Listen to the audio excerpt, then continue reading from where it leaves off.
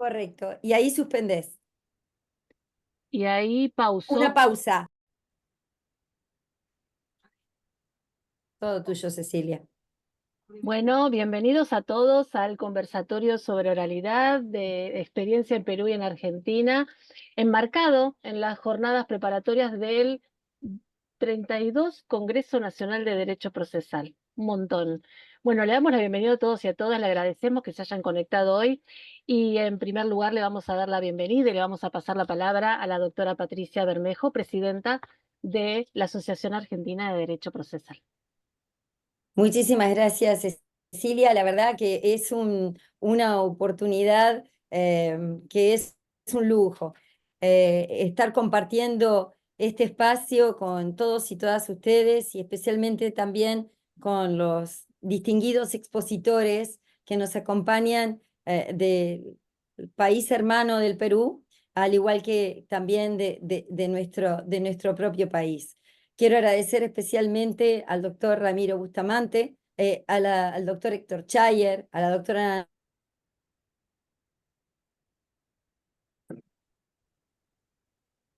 Patricia, creo que no la están escuchando, ¿no? no. Carlos Polanco, y Ahí está. mañana en Argentina en el año 1939. Y el libro se publicó en el año 1942. Y en ese libro, el doctor Eduardo Couture, cuando hablaba de la oralidad, él decía que la oralidad no era posible porque se requería un cambio de cultura.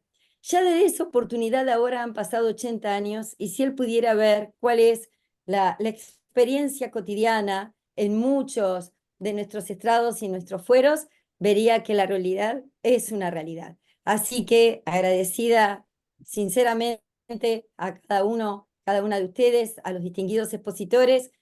Gracias por parte de la Asociación Argentina de Derecho Procesal, gracias a la doctora Cecilia Candos, nuestra moderadora. Y con esto pasamos a lo importante que es escuchar las experiencias del Perú y las experiencias de Argentina. Muchísimas gracias.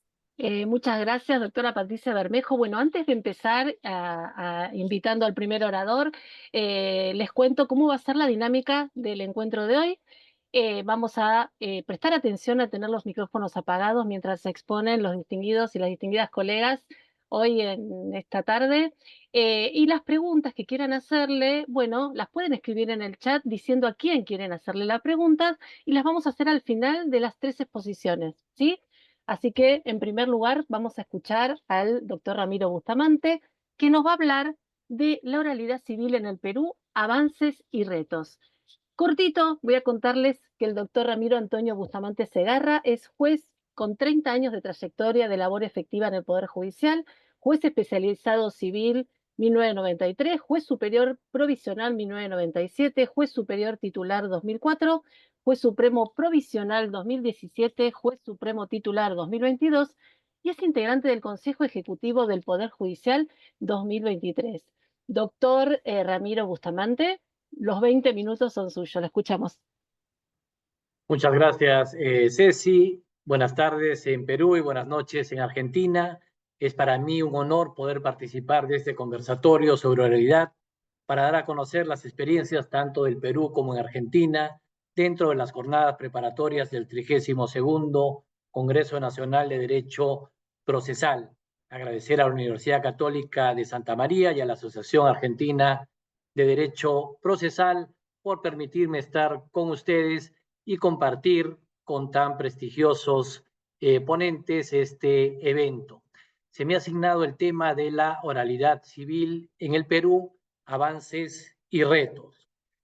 Tengo una presentación.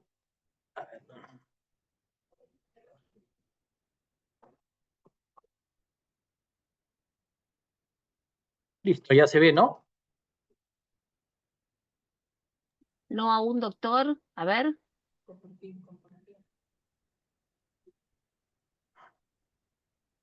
Compartir.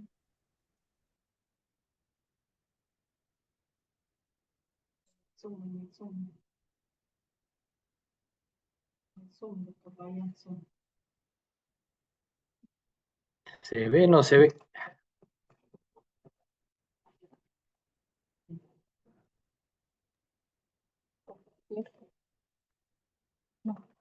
Poniendo en compartir pantalla. Sí. A ver. Compartir. Compartir.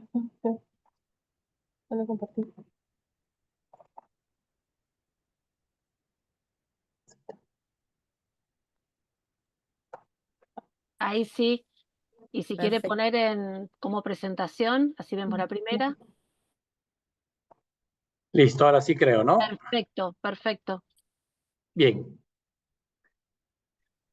Entonces, como todos sabemos, en los últimos 35 años, América Latina ha experimentado un proceso muy intenso de reformas judiciales para cambiar radicalmente los procesos originarios escritos por procesos orales, que en la realidad son mixtos, ¿no? Porque siempre tenemos una parte escrita, ¿no? Como es la presentación de la demanda, la contestación, la expedición de la sentencia, pero el resto lo tenemos en forma oral a través de las audiencias.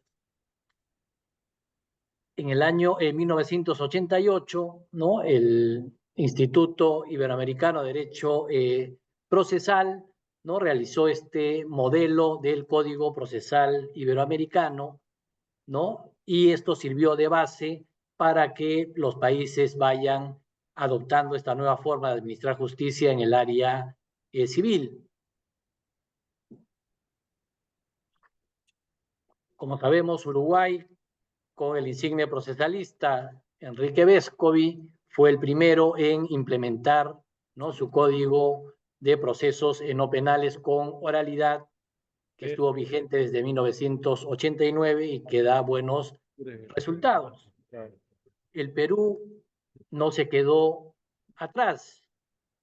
Si nosotros revisamos nuestra historia republicana, nuestra primera ley de enjuiciamiento civil de 1852, que tuvo una vigencia de 61 años, y el Código de Procedimientos Civiles de 1912, que fue una copia casi literal de la ley de enjuiciamiento civil de España de 1881, tuvo una vigencia de 81 años, y ambos tenían una característica común. Se trataba de un proceso civil escrito que giraba en torno al expediente. En 1993 se promulgó el nuevo Código Procesal Civil con el esfuerzo del maestro doctor Juan Monroy Gálvez y su equipo, que establecía un proceso civil por audiencias, audiencia única para el proceso sumarísimo, audiencia de conciliación, audiencia de saneamiento y audiencia de pruebas para los procesos abreviados y de conocimiento, donde el juez era el director del proceso con auténtica inmediación, teniendo como base el modelo del Código Procesal Civil para Iberoamérica. En este sentido, en el año 2004, en el Perú, también se promulgó el nuevo Código Procesal Penal y después la nueva Ley Procesal del Trabajo en el año 2010, con lo cual se presumía que el proceso oral por audiencia se consolidaría en el Perú en todas las materias, tal como sucedía en Colombia, en Ecuador, en Costa Rica o en España, que en el año 2000, como sabemos, cambió su ley de enjuiciamiento civil de 1881 a la nueva ley de enjuiciamiento civil 1/2000, que cambia su proceso escrito a un proceso oral. Sin embargo, lamentablemente, en el Perú hubieron cosas singulares. Primero, citando a José Bonet, que es un catedrático de la Universidad de Valencia en España, él decía que no hay que tener miedo a la oralidad, pero sí tenerle respeto. Y en efecto, no hay que tener miedo a los cambios, a la modernidad, a la aplicación de nuevas tecnologías, porque todas ellas se encuentran para ayudarnos, para apoyarnos a ser más eficientes y a mejorar nuestro sistema de justicia. Sin embargo, obviamente debemos tenerle respeto porque la oralidad importa tomarse las cosas en serio, estudiar las causas, asumir el rol protagónico del juez en el proceso y enrumbarlo hacia el objetivo de resolver la controversia en el menor tiempo posible mediante la concentración de actos procesales y obteniendo una información de calidad en todas las etapas del proceso. Regresando al Perú, cuando pensábamos que se iba a consolidar, ¿no?, y fortalecer la oralidad en el proceso civil, sucedió todo lo contrario.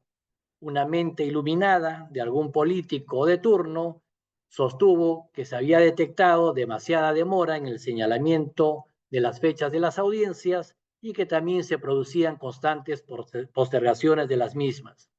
Y gestó una contrarreforma que se hizo realidad con estos dos decretos legislativos que les indico en el año 2008. ¿Y qué hicieron estos decretos legislativos? Modificaron el Código Procesal Civil y suprimieron la audiencia de conciliación judicial y la audiencia de saneamiento procesal, vaciando de contenido a los principios de inmediación, de dirección del proceso y de concentración. Por tanto, lejos de avanzar hacia una plena oralidad, retrocedimos a un proceso civil mayormente escrito, pues únicamente nos quedaba para la oralidad y de manera excepcional la audiencia de pruebas, siempre y cuando existieran medios probatorios para su actuación. Y si no los hubieran, se prescindía de esta audiencia y estábamos en la misma situación que la Ley de Enjuiciamiento Civil de 1852 y el Código de Procedimientos Civiles de 1912. Ante esta realidad, teniendo en cuenta los bajísimos índices de aprobación del Poder Judicial en las encuestas que demuestran la insatisfacción ciudadana debido principalmente a la demora en la tramitación de los procesos judiciales, y como dice el dicho popular, justicia tardía ya no es justicia. Es que los propios jueces civiles del Perú optamos por un cambio, bajo el lema que si no cambia el Código Procesal Civil, cambiamos nosotros. Y logramos implementar, con la ayuda del CEJA, del Centro de Estudios de Justicia de las Américas, en el año 2018, un proyecto piloto de un módulo corporativo civil de litigación oral en la Corte Superior de Justicia de Arequipa, que dio buenos resultados. Y es así que actualmente, al año 2024, ya tenemos 32 cortes superiores de justicia a lo largo y ancho del país que aplican la oralidad en 178 órganos jurisdiccionales, 37 salas superiores, 123 juzgados especializados y 18 juzgados de paz. Este es el mapa del Perú con la aplicación de la oralidad. Como ustedes ven, solo nos faltan dos cortes superiores, que son las cortes de Ucayali y Amazonas, y estoy seguro que en el transcurso del año vamos a lograr ya la implementación en todos los distritos judiciales. La implementación de la oralidad también forma parte del plan estratégico institucional del Poder Judicial, pues si vemos su primer objetivo estratégico es fortalecer la celeridad de la administración de justicia, ¿no? Luego tenemos mejorar el diseño de flujo de litigiosidad, impulsar la mejora del servicio de justicia, fortalecer el desarrollo de la transformación digital y la modernización de la gestión institucional. El objetivo estratégico de fortalecer la celeridad está vinculada con modernizar la gestión institucional, y esto lo logramos justamente cambiando la forma de administrar justicia en el proceso civil, de un proceso escrito a un proceso oral, y a través de una nueva organización moderna, como son los módulos corporativos civiles de litigación oral, ¿no?, en la cual aglutina a un número de juzgados que trabajan en equipo y no como era antes, que cada juzgado, ¿no?, hacía su labor en forma independiente.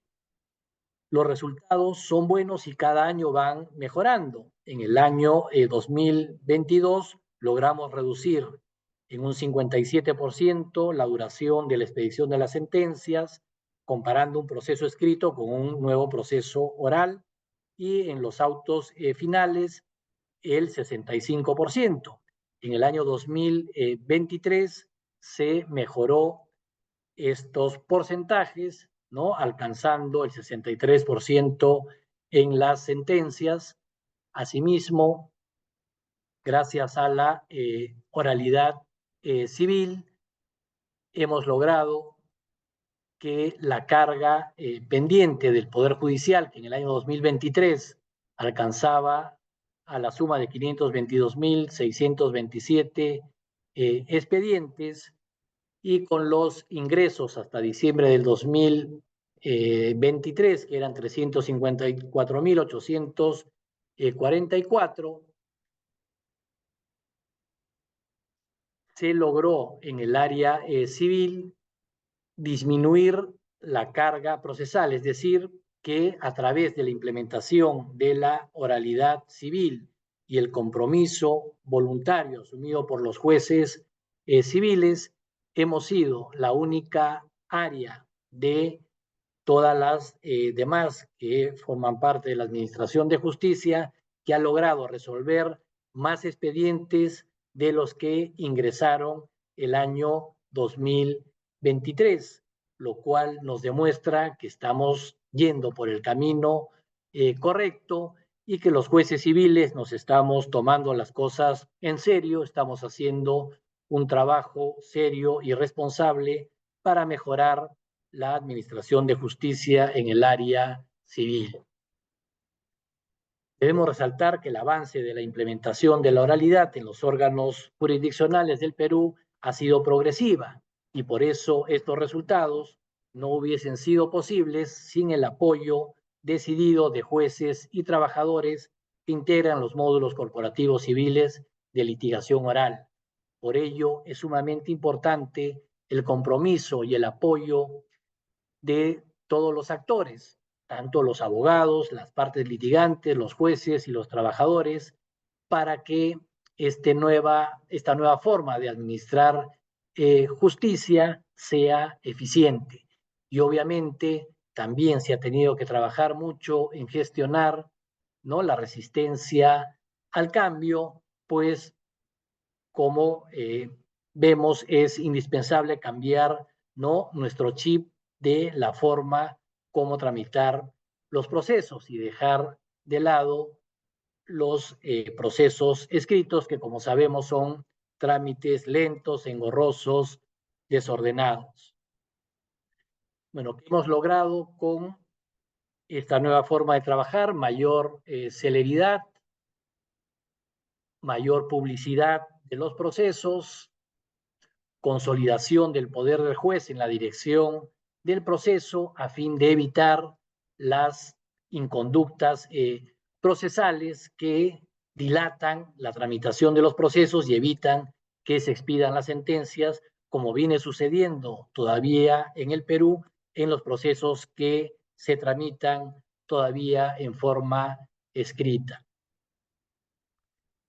El principio de concentración procesal es fundamental. A través de la audiencia preliminar hemos logrado concentrar los actos procesales de saneamiento procesal, la conciliación, la fijación de hechos controvertidos y no controvertidos y el saneamiento probatorio, que en nuestro código procesal, con las modificaciones que les dije, se realizan en forma independiente.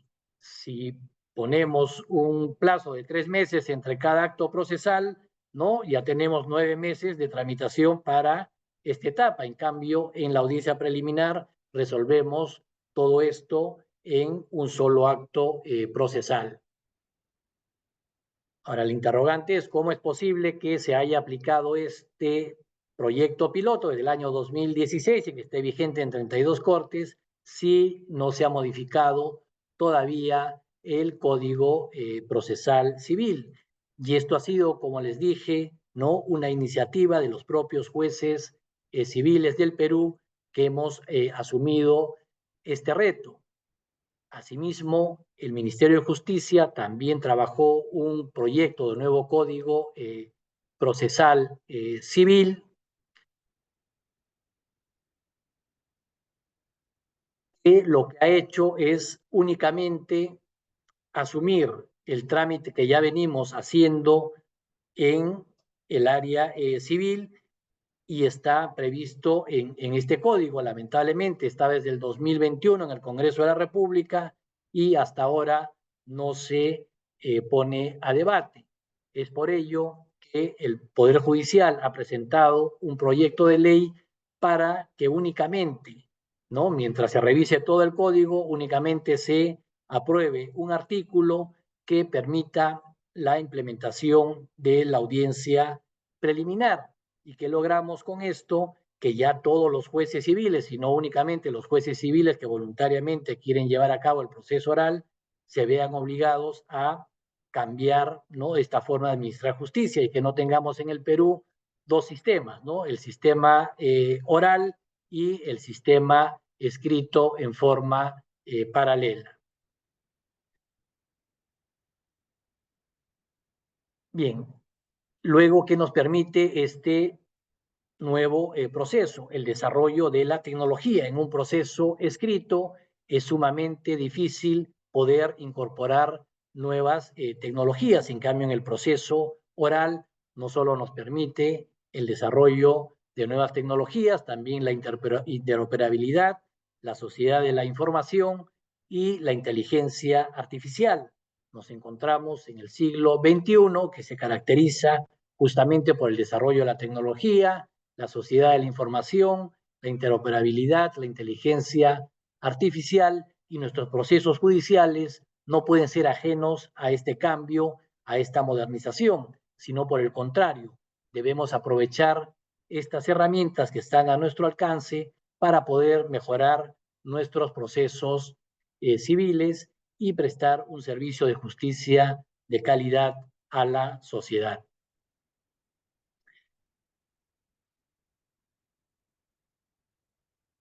Ceja tiene en uno de sus libros una frase que dice lo siguiente: lo cierto es que aún en la actualidad del siglo XXI, los abogados siguen formándose para trabajar en el siglo XIX.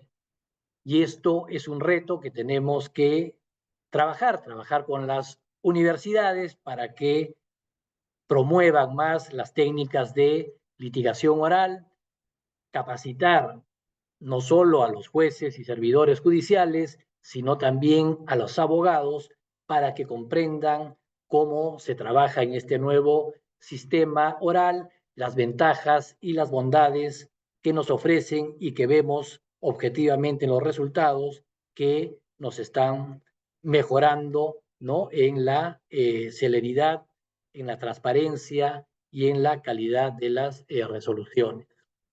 La conciliación también es otro reto que tenemos, pues lamentablemente en el Perú no alcanzamos ni el 2% de conciliaciones de los procesos que se tramitan con oralidad civil.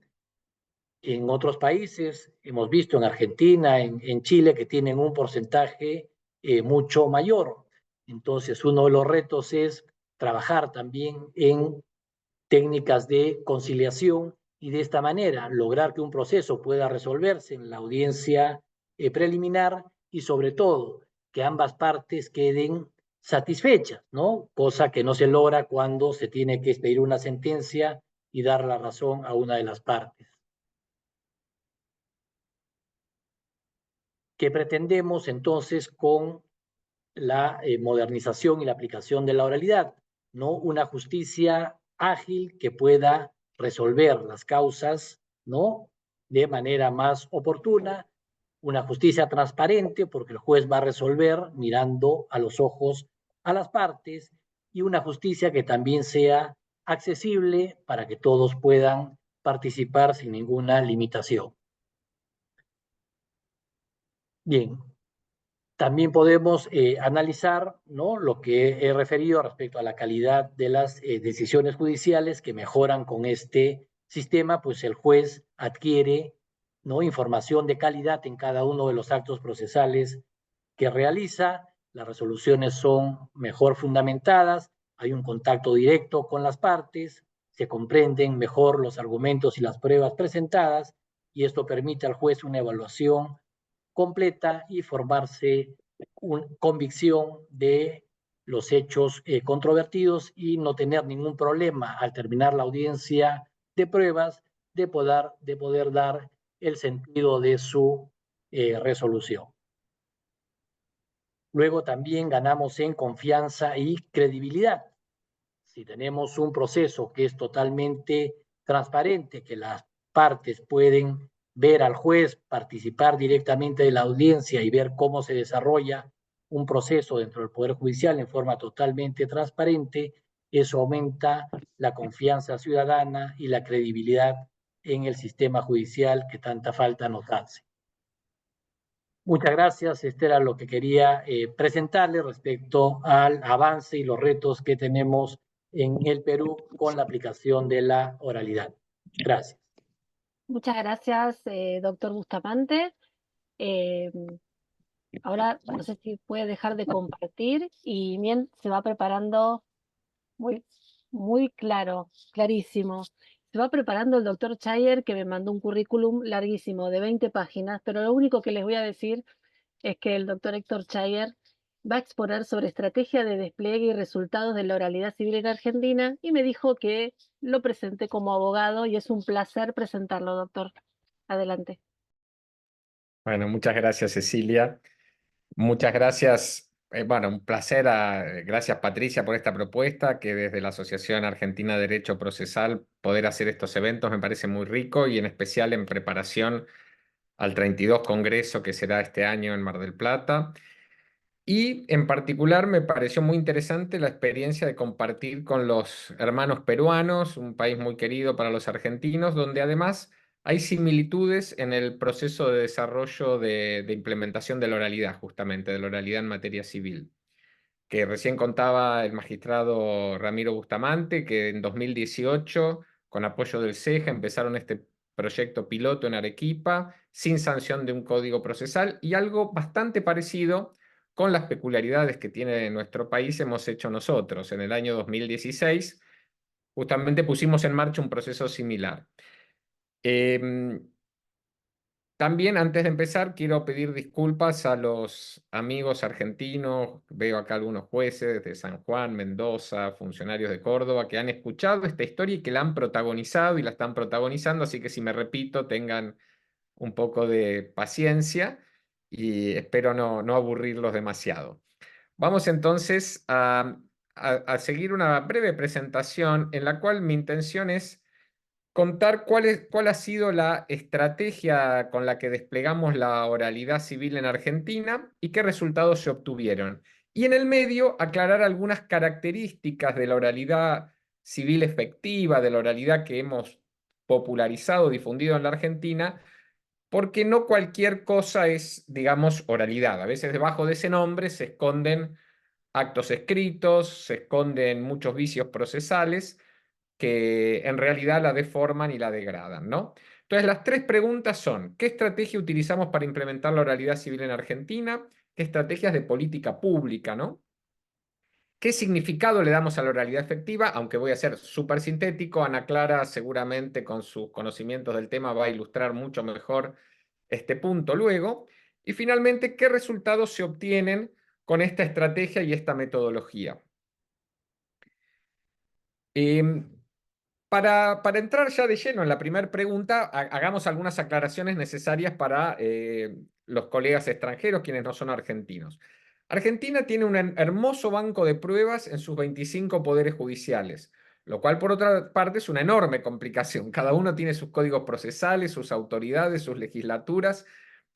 Pero bueno, si bien nos impide llegar a todo el país, como también nos ha mostrado recién en el mapa el magistrado, por otra parte, nos permite avanzar en pasos a lo mejor más pequeños y a diferentes velocidades en diferentes lugares del país. En el año 2015 instalamos el programa que en aquel momento llamamos Justicia 2020 en el Ministerio de Justicia de la Nación. Me tocó ser el coordinador de este programa en la gestión del ministro Garabano. Y uno de sus objetivos principales era la instauración de la oralidad civil. Algo curioso porque es un organismo del Poder Ejecutivo sin ningún tipo de autoridad sobre los poderes judiciales de la Nación, del Poder Judicial Federal, muchísimo menos sobre los poderes judiciales provinciales que son autónomos de otras entidades gubernativas, con quienes nos relacionamos desde el Ministerio de Justicia en aquel momento a través de convenios de asistencia técnica y financiera, en el cual el Ministerio proporcionaba asistencia técnica para desarrollar el proceso que ahora voy a contar y para financiar salas de videograbación de audiencia, trabajando en cooperación con los jueces y los tribunales superiores de cada uno de los sistemas judiciales con los que íbamos interactuando. La estrategia, a diferencia de los de pasos anteriores, era una estrategia casi diría de shock. Normalmente uno dice, discutamos un código procesal, 1 año, 2 años, enviémoslo a la legislatura. No me atrevo a decir ningún plazo ahí porque puede ser entre 3 meses e infinito, el plazo que ustedes quieran. Luego difundámoslo, capacitemos a los jueces y con suerte en 3, 4, 5 años veamos algún cambio en la realidad. Lo que hacíamos era, en 3 meses, preparar un protocolo de actuación y capacitar a los jueces. En cada jurisdicción, a los jueces civiles, en oralidad efectiva. Después de estos 3 meses iniciales, 1 semana o 2 para ponerlo en marcha a través de un acuerdo de la Corte Suprema, del Tribunal Superior de la provincia que se tratara. Y a partir del primer mes, es decir, 3 meses, un par de semanas, 1 mes, empezar a evaluar, ver cuántas audiencias se tomaban, qué resultados se obtenían, etcétera, etcétera. Dejando para el futuro reformas procesales y organizacionales que sí son necesarias, que sí se han producido en algunos lugares, en otros no, pero no eran condición necesaria. Condición necesaria era la asistencia técnica, la capacitación de los jueces, la asistencia financiera para tener las salas de audiencia equipadas en estos 4 o 5 meses que tardaba en lanzarse la experiencia, y allá vamos. Es decir, fueron experiencias de shock. Y esto lo repetimos 18 veces, en 18 jurisdicciones, con 18 poderes judiciales. Sí son condición necesaria, sí era imprescindible el liderazgo del Tribunal Superior, por eso celebro que la Corte Suprema del Perú esté comprometida con este proceso. Sí era condición necesaria tener sistemas de videograbación de audiencia, no el día 1 de la experiencia, pero sí a los 3 o 4 meses cuando comenzaba la segunda audiencia, la de vista de causa, donde se videogrababa la prueba y se evitaba cualquier tipo de confección de acta. Sí era una condición necesaria, es una condición necesaria el cambio cultural, el cambio mental de los jueces, que cuando lo empiezan a hacer, realmente la enorme mayoría lo disfruta. Muchos me han dicho, Héctor, me siento más juez que antes, siento que ahora sí soy juez, antes estaba detrás de los papeles. Y finalmente la herramienta clave del cambio era un protocolo construido con el código procesal de cada jurisdicción, que como les he dicho es diferente, construido con los tipos de procesos y los tipos de litigios de cada lugar, que nos permitía calcular la carga de trabajo, cuántas audiencias iban a tener, de qué tipo, y ese protocolo además da homogeneidad cuando los códigos procesales no regulaban justamente este proceso por audiencias. ¿A qué nos referimos con el proceso por audiencias, con oralidad efectiva? Primero, no se trata de escribirlo en un lugar, en un papel, en un código, sin prácticas de oralidad. No, hablamos de prácticas reales. Y tampoco hablamos de prácticas formalistas, burocráticas, rituales, que siempre tenemos el riesgo de caer, por ejemplo, con las audiencias por videoconferencia, por ejemplo, entrando a las audiencias diciendo, bueno, ¿se han puesto de acuerdo o no? Ok, sigamos adelante, les proveo toda la prueba, todo lo que me han pedido queda ordenado, nos vemos dentro de 6 meses. Un juez que hiciera esto está incumpliendo lo que es la oralidad efectiva. No se trata de decir nos vemos en 6 meses, sino veamos cuánto tiempo se necesita para esta prueba. No se trata de proveer y ordenar toda la prueba, sino aquella que es realmente necesaria para los hechos controvertidos. No se trata de preguntar ya han conciliado o tienen un acuerdo, sino de proveer un espacio para el diálogo, escuchar las pretensiones y buscar acercar posiciones para la conciliación. En apretadísima síntesis, la oralidad efectiva que hemos propuesto en Argentina desde el programa Justicia 2020, acorde con el Código Modelo Iberoamericano, acorde con las prácticas del Código Procesal Uruguayo, aunque sin las herramientas procesales legales muchas veces, como son las sanciones por inasistencia a las audiencias, hemos establecido estos 7 principios, ¿no? Que los voy a leer diciendo apenas una idea nada más. El trámite es de oficio, quiere decir que una vez que las partes vienen al tribunal, es el juez el que fija la fecha de la audiencia preliminar y el día de la preliminar se ponen de acuerdo y el juez decide cuál va a ser la fecha de la vista de causa. Acá empieza y termina la oficiosidad, no hay que tenerle miedo, muchos se asustan cuando escuchan hablar de oficiosidad, es simplemente esto. Segundo, dos audiencias claramente establecidas que nunca se suspenden, que siempre se hacen en la fecha establecida, preliminar y vista de causa. Y esto son hitos que permiten controlar la duración del proceso probatorio. Ni hablar que no hay audiencia sin juez, yo siempre digo, hasta el cansancio, es como la audiencia médica, ir a la consulta médica y que no haya un médico, no sería una consulta médica, ¿no? Y videograbadas en lugar de labrarse actas, en particular la audiencia de vista de causa, que es cuando se rinde toda la prueba oral de manera concentrada en unos 40 minutos, 20 minutos, dependiendo si el proceso es un poco más complejo, menos complejo, y alcanza para cerrar el periodo probatorio. Se intenta la conciliación en todas las etapas del proceso, incluso al final de la audiencia de vista de causa, y ya lo vamos a ver en los números. La mayoría de las conciliaciones no se dan ni en la audiencia preliminar ni en la vista de causa, se dan en el periodo intermedio. ¿Por qué? Porque las partes ya han visto que el juez conoce perfectamente el conflicto, que ha dirimido cuáles son los hechos controvertidos, qué pruebas son necesarias y ha puesto la fecha de la vista de causa. Entonces, se reduce mucho la incertidumbre de las partes. ¿Cuáles son las cartas que tienen para jugar? ¿Qué pruebas van a producir? Y eso hace que en el periodo intermedio muchísimos casos se concilien. Ahora vamos a ver prácticamente la mitad. Ya lo dije, la fijación de la fecha de la vista de causa el día de la preliminar y utilizando indicadores sistemáticamente para que los jueces sepan cuántas audiencias se están tomando, cuántas tienen que tomar, en qué plazos se están manejando. ¿Qué dicen los participantes en las audiencias a través de encuestas sistemáticas? Tenemos a los ciudadanos en las audiencias, es una oportunidad de oro para pedirles sus opiniones y enfocarnos en resultados valiosos para ellos, porque el Poder Judicial, tanto en Perú como en Argentina, como en cualquier lugar del mundo, existe para la gente que tiene conflictos a los que se los debemos resolver. Y acá esta diapositiva solo la quería mostrar cuando el juez realmente conduce el proceso, la prueba que se necesita. Esto está tomado, es una tesis universitaria del doctor Bérgamo, un secretario de un juzgado civil en la ciudad de Buenos Aires, que sobre 200 casos que llegaron a sentencia, miren la prueba que realmente se produjo, que se rindió.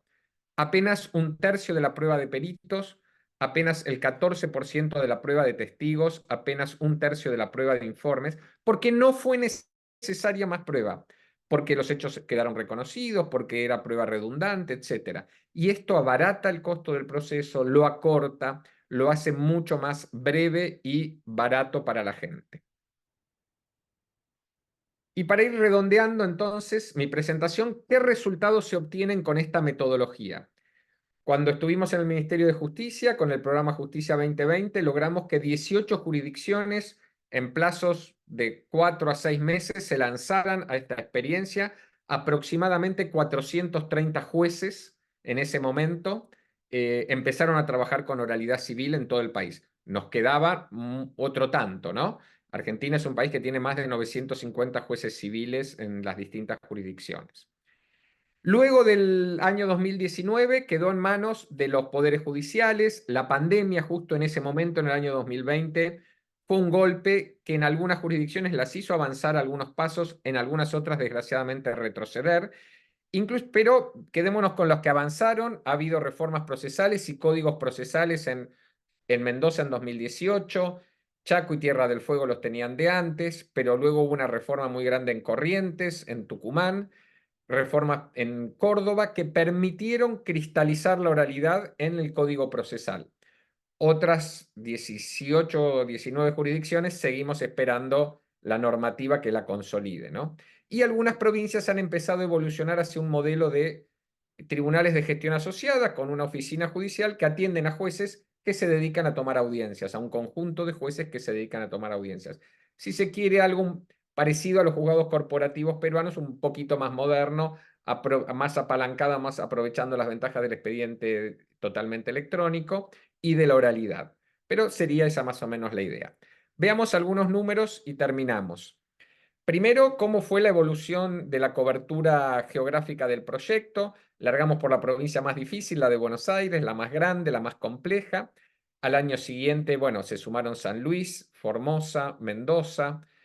Ya en el 2018 aumentó mucho la cobertura y finalmente llegamos a esta situación al final del año 2019. Neuquén, La Pampa, Misiones, más tarde, alguna antes de la pandemia, alguna después de la pandemia, se sumaron a este modo de trabajar, ¿no? Y luego, en años más recientes, este mismo año, por ejemplo, Jujuy está entrando en esta modalidad de trabajo. Esto es la cobertura, digamos, ¿no? Pero en ese periodo medimos más de 36.000 audiencias, se terminaron más de 16.000 juicios con una duración muy inferior a la previa, que de unos 5 o 6 años se pasó a 1 año y 5 meses en promedio.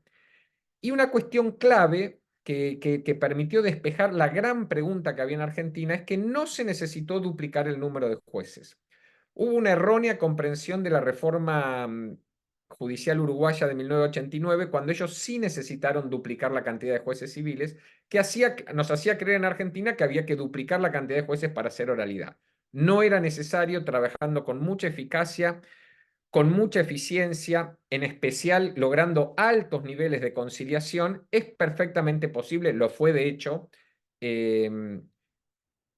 pasar a la oralidad casi con cambios mínimos en la estructura judicial. Acá estamos viendo una cuestión interesante que me parece que vale la pena tener presente, es que los indicadores se caracterizan por tener metas. Antes de hacerlo decimos queremos lograr esto y después medimos lo que logramos. En 2019 se habían logrado estos resultados extraordinarios, 1 año y 5 meses de duración en todas las jurisdicciones que lo estaban haciendo, 50% de tasa de conciliación, 99% de usuarios del sistema que respondían en las audiencias que estaban satisfechos o muy satisfechos con el trato y la atención recibida, y casi la mitad de los jueces del país aplicando oralidad civil.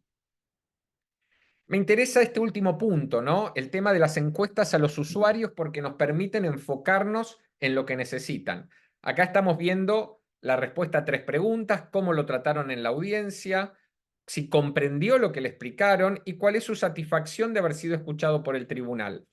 Esto desagregado juez por juez, con comentarios, ya que se hacen electrónicamente en el día de hoy y la gente puede agregar opiniones, es muy rico para poder realimentar el trabajo del juez. Léase, hay que mantener montado un sistema de encuestas sencillo, barato, nada del otro planeta, que con muy bajo costo permite tener un fuerte contacto con la ciudadanía. Y 2 diapositivas más para destacar una jurisdicción que ha seguido trabajando con esta modalidad, el Poder Judicial de Córdoba, donde me encuentro de hecho en este momento. Fíjense que en 1 año el promedio de los casos que tramitan por oralidad queda resuelto con sentencia de primera instancia, ¿no? 379 días corridos. Más del 61% termina en 1 año o menos desde el inicio. El otro 30% termina en el segundo año y muy poquitos casos tramitan más allá, ciertamente casos complejos, casos que pueden salir de la norma, pero realmente el resultado es muy, muy alentador. Quiero aclarar que Córdoba es una provincia con 4 millones de habitantes, un poder judicial de 9.000 integrantes, estamos hablando de un poder judicial realmente de dimensiones grandes, ¿no? Y una última diapositiva en la cual mostramos la tasa de conciliación, datos de los últimos 18, perdón, del año pasado y el año 2022, 48% de conciliación. A veces sube un poquito más este número, a veces baja un poquito más, dependerá de la coyuntura. Pero lo quiero mostrar y también me imagino que si pusiéramos números de Corrientes, de Tucumán, de Entre Ríos, de Mendoza, todas jurisdicciones que han seguido trabajando con firmeza en este modelo, podríamos encontrar números similares. Bueno, creo haber cumplido el objetivo, perdón si me extendí unos minutos, responder estas 3 preguntas. ¿Qué estrategia utilizamos en Argentina para implementar la oralidad civil? ¿Qué significa oralidad civil efectiva, de verdad? ¿Y qué resultados se obtienen con este modelo? Muchísimas gracias. Muchas gracias, doctor Chayer, clarísimo. Siempre sus exposiciones. Bueno, Y ahora vamos a dar paso a la doctora Ana Clara Pauletti, que además es amiga, la adoro también. Va a hablar de oralidad efectiva en Argentina, perspectiva actual. También me mandó un currículum extensísimo. Es vocal de la Cámara de Apelaciones de la provincia de Entre Ríos, vocal del Comité Ejecutivo de la Asociación Argentina de Derecho Procesal, profesora de grado y posgrado de distintas universidades y experta en todo este tema de la oralidad efectiva. Así que, Ana, te pasamos la palabra. Bueno, buenas noches. Es un gusto estar acá entre amigos, con este puente que nos hace tan cercanos con Perú, con tantas experiencias compartidas, con tanto sentimiento. Un gusto, Carlos, un gusto, Ramiro, Cecilia, Patricia, Héctor, y a todos los que están presentes, que veo muchísimos amigos que estamos comprometidos de un modo u otro con la oralidad. Roberto, allá en San Juan. Alguien que también tiene mucho para enseñar. Y estamos haciendo la oralidad, la nueva oralidad, la estamos haciendo entre todos y por eso es importante todo lo que estamos aportando. Acá todo lo que tienen para aportar los que asisten, muchos prácticos de la oralidad, porque en lo que hacemos no hay tratados para sacar de la biblioteca. No hay códigos comentados esos que nos auxiliaron desde que empezamos a trabajar, que sacamos el artículo comentado y pudimos solucionar los problemas prácticos que se nos presentaban. A esa nueva oralidad la estamos haciendo entre todos. Y entre todos esta comunión que tenemos en Latinoamérica con este destino común nos es muy productiva conversarlos y aprovechar las experiencias positivas de unos y de otros y también los que nos ha salido mal para poder tener el diario del día lunes y corregirlo, ¿no?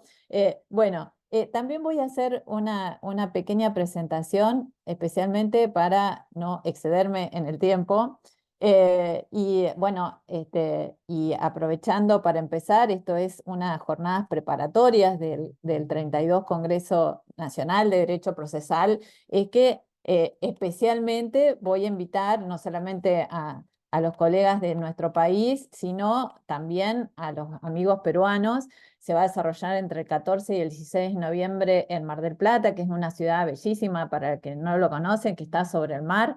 Es un congreso muy tradicional para nosotros, que las conclusiones se aprovechan mucho en el ejercicio de la doctrina y de la jurisprudencia, y tiene uno de los temas es la oralidad, porque el congreso está dedicado al aniversario de los 30 años del cumplimiento de la sanción de la reforma constitucional.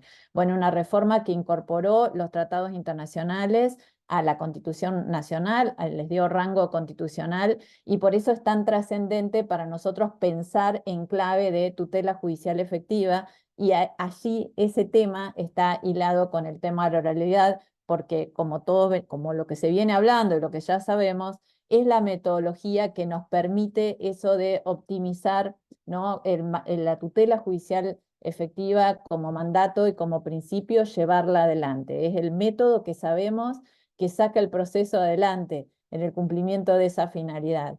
Y para todo esto, que esta orientación que tiene la Constitución de nuestro país, esta clave convencional que hizo que también se modificara todo el sistema legislativo interno en consonancia con la Constitución, y también ese puente común que tenemos con Latinoamérica, todos enmarcados en los estándares de la Corte Interamericana de Derechos Humanos, es trascendente en ese camino que hemos hecho hacia la oralidad efectiva, esto de mirar el proceso con los estándares de la Corte que nos fija, que nos marca la Corte Interamericana de Derechos Humanos en materia procesal, y esta manera también publicística y de la instrumentalidad de las formas que vemos hoy en el proceso, esto de tener la tutela judicial efectiva como principio y como un derecho fundamental en sí mismo, la trascendencia social que le damos al fin de los procesos, a la solución justa de los procesos, pero también al tiempo razonable de resolución. Y también en todo esto, algo que dijo muy claramente Héctor, de tener en claro para el modo en que llevamos adelante los procesos, con esto de tener el objetivo de terminarlos en tiempo razonable, la adecuada mirada del principio dispositivo que nos tenía atrapados y anclados en un proceso lento. El principio dispositivo, como está regulado incluso en nuestros códigos, como lo ha leído la Corte Interamericana, es un principio dispositivo atenuado, que una vez que se inicia el proceso, el organismo judicial tiene un deber de evitar la paralización y particularmente en el proceso oral la fijación de la audiencia y el trabajo entre audiencias es un mecanismo hábil para que el proceso llegue a sentencia en un tiempo razonable. Bien, esta oralidad efectiva como salida para poder lograr esta tutela judicial efectiva y tenerla como norte, este nuevo norte que nos hemos trazado en los procesos civiles, ha tenido un tránsito de esa descripción que hacía Peirano del proceso civil como un castillo en ruinas y con fantasmas al que nadie quería entrar, porque sus prestaciones eran absolutamente ineficientes, no conformaban y además eran caras. Y así, con la oralidad, incorporando la oralidad efectiva, hemos podido llegar a ese barco que llenamos todos, que estamos todos, donde cada uno tiene un objetivo, donde sabemos que es una empresa común, que ese resultado buscado, ese resultado que tenemos que aspirar porque estamos comprometidos a brindarlo de acuerdo a las convenciones de derechos humanos, bueno, y especialmente a la Convención Interamericana de Derechos Humanos, vamos en ese barco y sabemos que todos tenemos una función y esa función, si la cumplimos y la cumplimos eficazmente, vamos a hacer que se logre los propósitos que nos hemos trazado. Y para todo esto, la oralidad como salida tuvo que lograr una mutación de la cultura procesalista. Superar los grandes males del proceso civil exigieron un cambio de mentalidad, un cambio de cultura jurídica, un cambio de actitudes obsoletas y formalistas que excusaban el no poder cambiar. Las políticas públicas judiciales convergentes, de lo que se ha hablado acá, operadores consustanciados, como habló Ramiro, no solamente los jueces, sino también los empleados de los organismos, los abogados, los peritos, todos tuvieron que formar parte de esa orquestación de recursos y de colaboraciones funcionales para que ese barco llegara a buen puerto y que funcione, ¿no? Que funcione en cuanto a su cumplimiento y sus metas.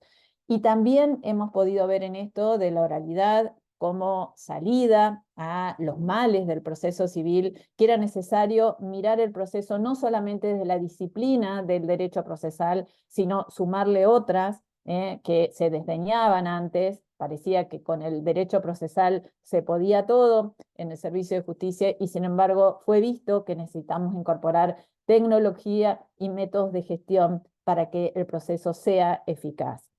Por otra parte, todo esto llevó a la reformulación de la función de todos los operadores del sistema, que tuvimos que aprender a hacer las cosas de otra manera para tener otros resultados, con nuevas actitudes, consagrando o asegurando los valores del proceso y nuevos imperativos de justicia que tenían que ver con toda esta mirada convencional del proceso.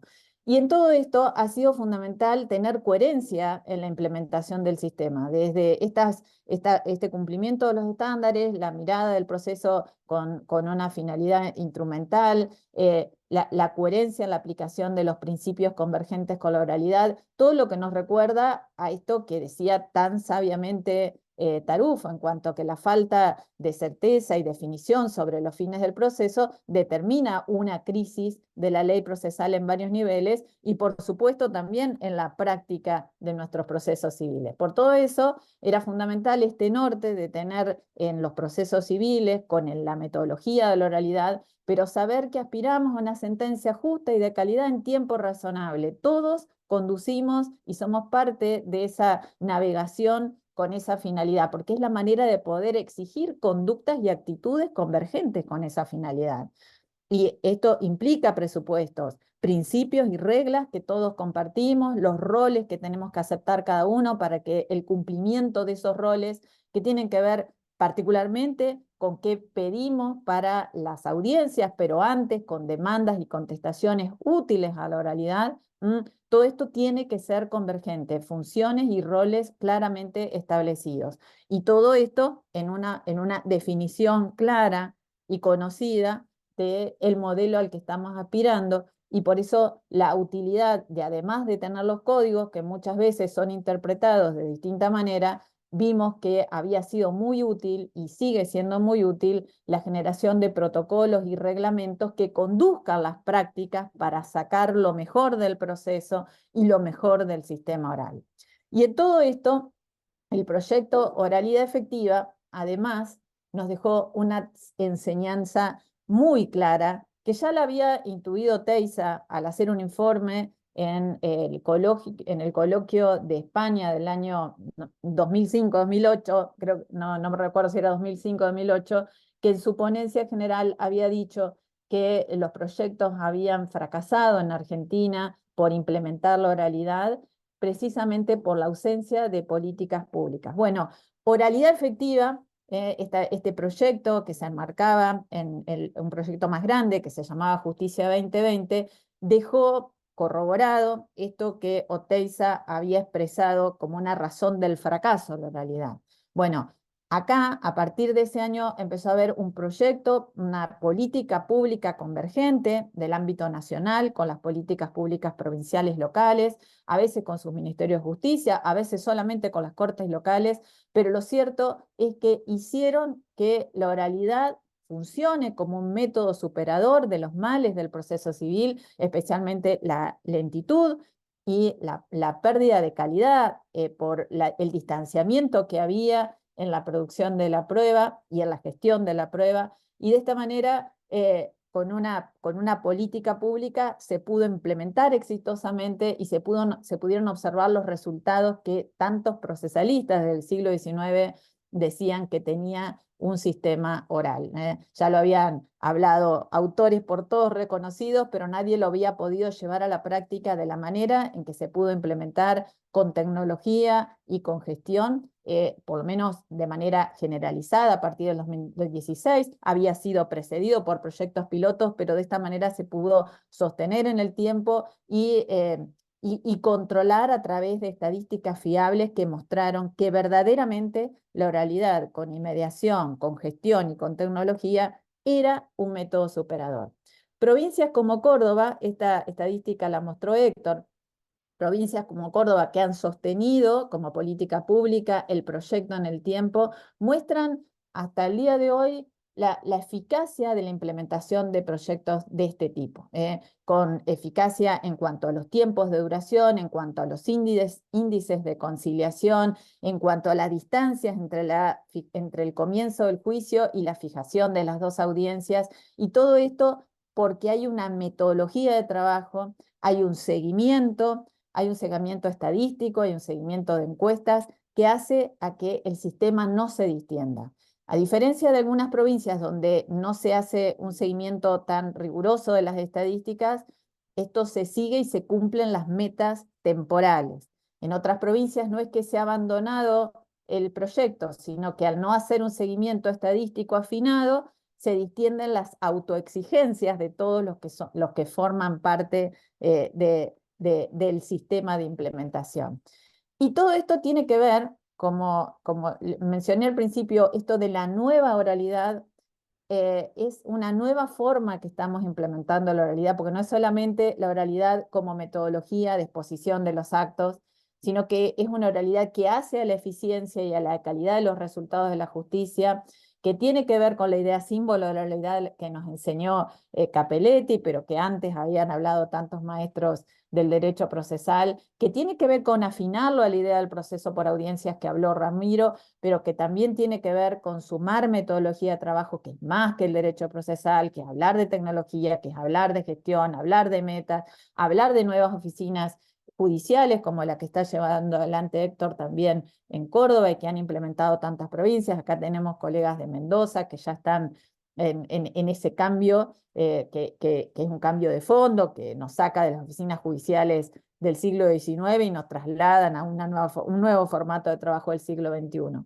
Todo esto con protocolos que conducen prácticas, tengamos o no tengamos nuevos códigos procesales, porque hemos visto que también eso tiene que ver con hacer un derecho procesal distinto, tener normas que sean más dúctiles a los cambios que los códigos procesales, que están destinados a durar más tiempo. En un tiempo, el nuestro, el moderno, donde los cambios son tan vertiginosos, que es bueno que nos acostumbremos a manejarnos con este sistema normativo más dúctil y que esté más, más abiertos a los cambios constantes que podamos ir detectando. Y todo esto ha llevado la oralidad con inmediación también a reflotar buenos principios que hacen a la eticidad del proceso, como son el principio de colaboración, sin el cual no podemos llegar al norte ese que buscamos, a ese objetivo, a ese fin de la navegación, y el de veracidad, que insufla de moralidad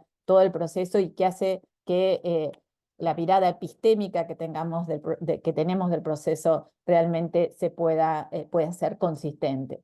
Y en todo esto, la experiencia de la pandemia hizo que la oralidad, lejos de caerse o lejos de debilitarse, se vio fortalecida porque dentro de las pocas cosas buenas que trajo la pandemia, todos sabemos que tuvo que ver con el aceleramiento del ritmo tecnológico y de las ventajas que trajo la tecnología específicamente al proceso, con el expediente electrónico, con instrumentos que en el ámbito nacional y local se generaron rápidamente, por ejemplo, para el sistema de comunicaciones, como tuvimos nosotros en el ámbito nacional con el CEOX, pero también aparecieron otros a nivel provincial, la aparición de QR aplicados a los oficios para poder tramitarlos entre jurisdicciones u otros sistemas en Córdoba, Mendoza.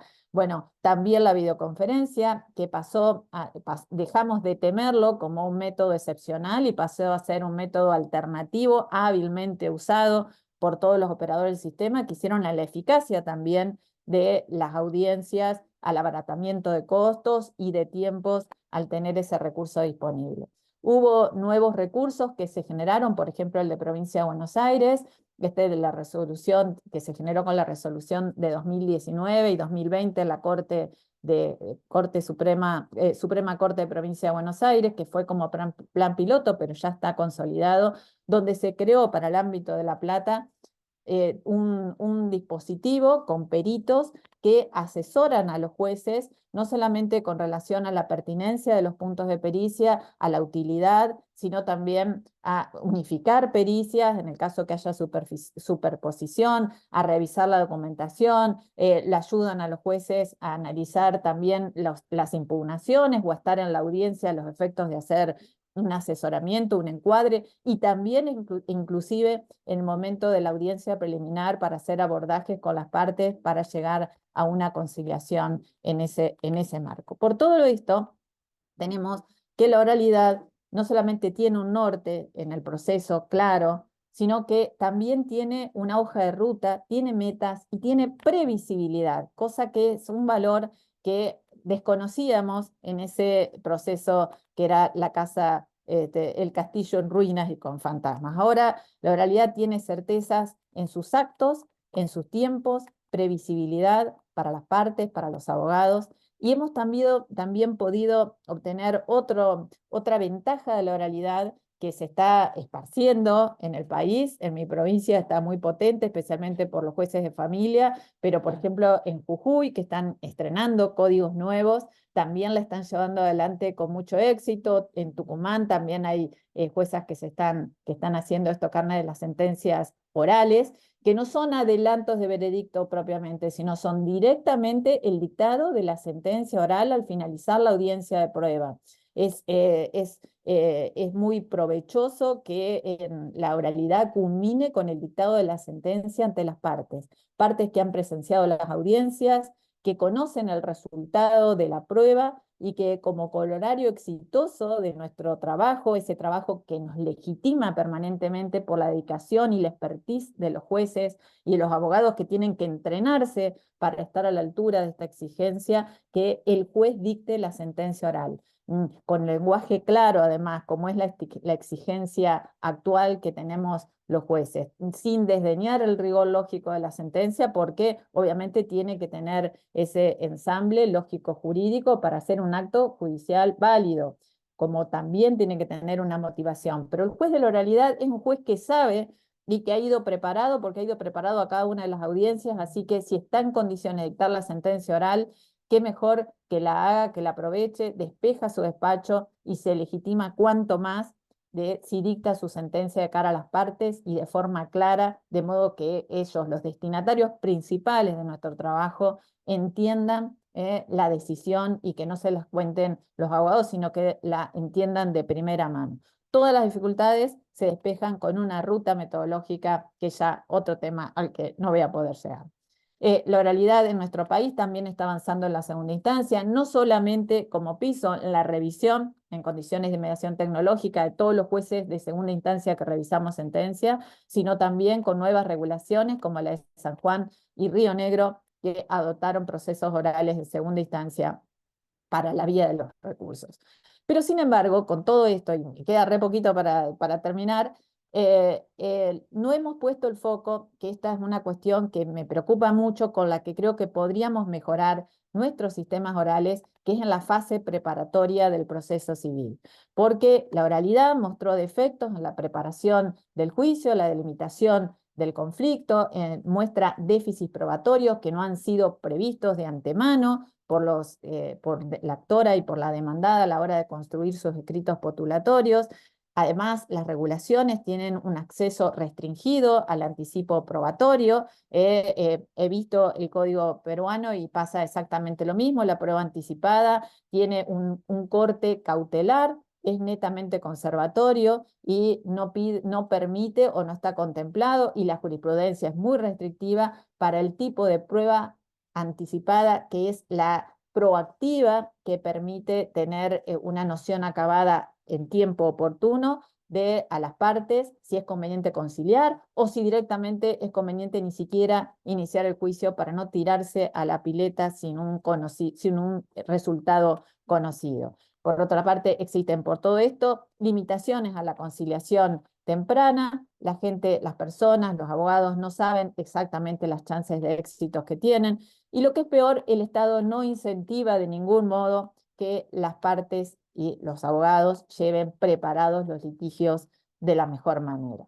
Bueno, las causas son esa falta de diálogo, no se sabe la prueba que cuenta la otra parte, la forma en que están reguladas las diligencias preliminares o la prueba anticipada.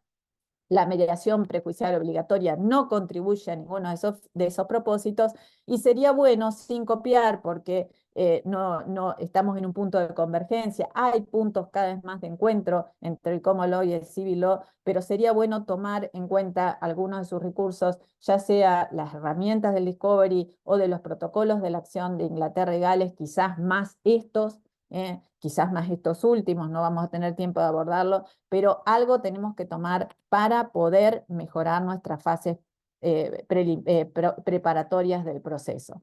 Nosotros tenemos sobrediagnosticado este déficit. Ha sido materia de conclusiones de congresos nacionales, ha sido materias de distintos proyectos, pero hasta ahora no hemos podido avanzar en un código que realmente sancionado, que realmente mejore esta situación. Acá había preparado jurisprudencia de la Corte Suprema de nuestro país, que incluso usa un criterio restrictivo de aplicación de las diligencias preliminares que deberíamos superar. También tenemos nueva jurisprudencia de los tribunales inferiores que vienen empujando un criterio amplio y no restrictivo de admisión y una mirada finalista de las diligencias preliminares y la prueba anticipada, pero bueno, son cuestiones que tenemos para mejorar, porque sin lugar a dudas una mejora de la funcionalidad de la fase preparatoria va a contribuir con los objetivos planteados en la oralidad civil.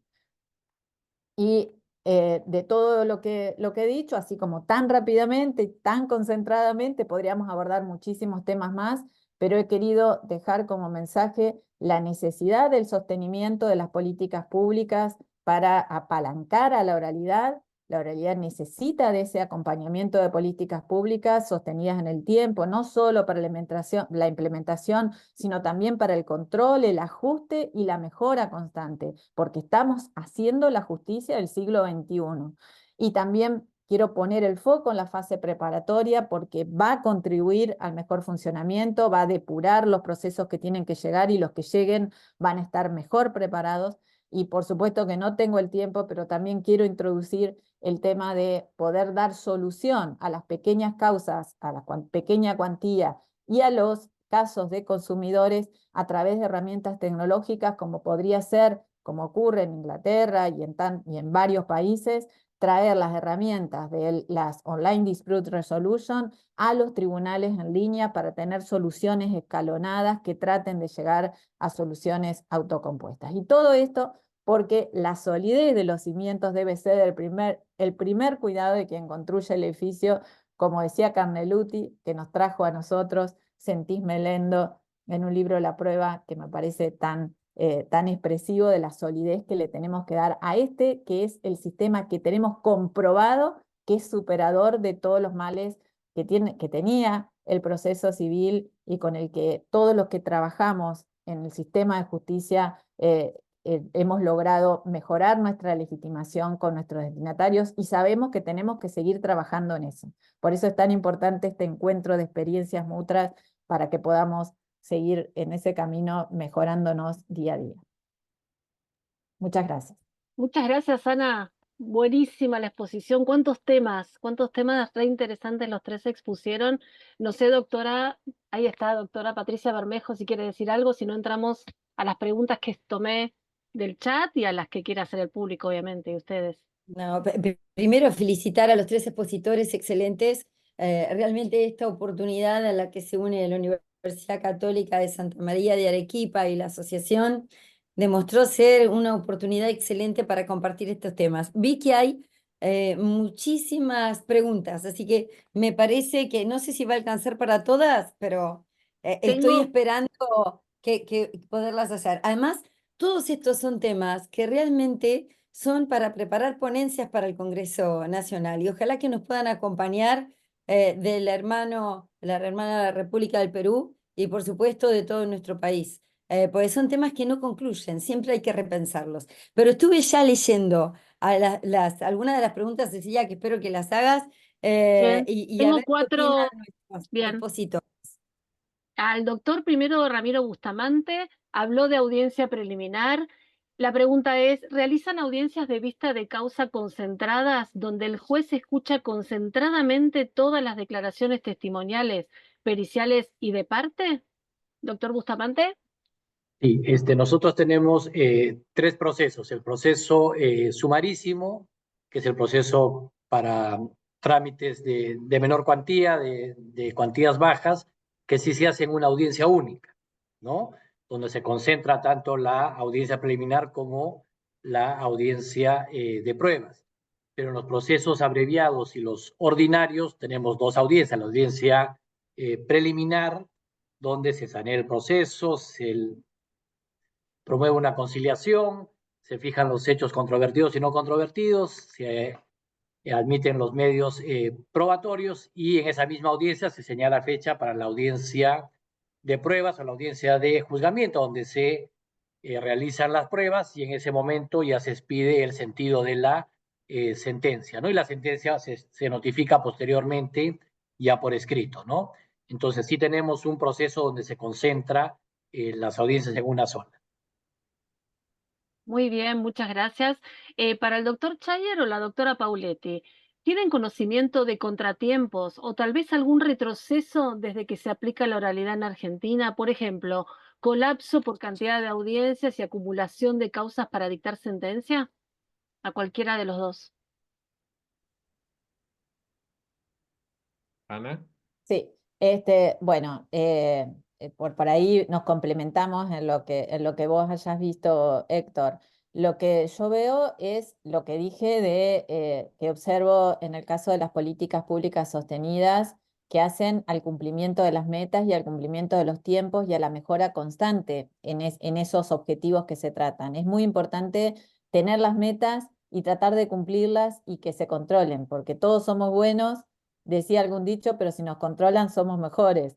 Y bueno, esto de que no pase por la iniciativa individual, que no haya una distensión en el sistema, hace que el sistema funcione de mejor manera. Esto en cuanto al cumplimiento de los tiempos que se trazan en la oralidad. No he visto congestiones y que el proyecto o el sistema se detenga porque los jueces no puedan seguir trabajando por esto de esta pregunta que hacía, a ver si se ve desbordado el juzgado y no puede seguir adelante con el sistema. Porque lo que tuvo de bueno oralidad efectiva fue mostrar también que la cantidad de causas daba para celebrar una determinada cantidad de audiencias semanalmente y que eso llevaba a una rueda del sistema con un tiempo razonable para la fijación de las audiencias y el dictado de sentencia luego de celebrar la audiencia de vista de causa. De modo que ese engranaje que se vio con el manejo estadístico, porque todo esto está cimentado en un sistema estadístico, hizo que se proyectara que se podía y a los hechos se comprobó que se podía. De modo que no he visto ningún tipo de colapso de ese tipo. No me acuerdo cuál otra pregunta era. Cantidad de audiencia, colapso en el tema de la cantidad de la audiencia y acumulación de expedientes para dictar sentencia. Claro, no, porque incluso, por ejemplo, en el sistema de familia, que es más complejo cuantitativamente, en los juzgados de familia que están llevando adelante la oralidad, lo que estoy viendo, y en los cuales todos los procesos llevan a oralidad, en los organismos civiles no todos los procesos tienen oralidad, yo creo que en todo el país y también ustedes en Perú tienen organismos que tienen procesos ejecutivos, sucesorios que no tienen oralidad. Sin embargo, en los juzgados de familia todos los procesos son orales y con audiencia, y lo que están buscando es buscar soluciones alternativas para justamente resolviendo en audiencia poder despejar el despacho, que no les entren tantas decisiones a sentencia escrita, tomando decisiones y maximizando algo que es fundamental en la realidad, el principio de concentración. Si en la audiencia agoto muchas cuestiones, resuelvo muchas cuestiones, pasan menos cuestiones a resolver y eso se maximiza con más razón en estos organismos de familia que tienen mucho más de borde que los civiles, al menos en nuestro país. Y por eso es que no he visto que no se pueda manejar en ninguna de las jurisdicciones que implementaron la oralidad desde su comienzo. Doctor Chayer. Sí, a ver, para responder la pregunta voy a decir tres cosas. Primero, coincido con Ana Clara, no he visto casos de colapso de cantidades de audiencia y cantidades de sentencia que impidan mantener el sistema oral. Segunda cosa, sí he visto sistemas que retroceden y se degrada la oralidad. La causa es la falta de liderazgo de los tribunales superiores, de sostener el sistema, de mantener un sistema de indicadores, de realimentarlo, de hacer seguimiento a lo que hacen los jueces. Y tres, sí también he visto lo contrario, la expansión de la oralidad hacia otros fueros y hacia otras instancias. Por ejemplo, en San Juan, hacia el fuero laboral y hacia la segunda instancia. En Córdoba, la extensión de un sistema oral prácticamente idéntico al proceso laboral. Me quedo aquí para poder seguir respondiendo preguntas. Bueno, muy bien. Doctor Chayer, usted tiene la siguiente pregunta. ¿Usted considera que es fundamental para implementar la oralidad el cambio actitudinal de los operadores jurídicos? Y ello unido a lo que expuso el doctor Bustamante, la necesidad de enseñar en nuestras casas de estudio a los futuros operadores jurídicos sobre todo ello.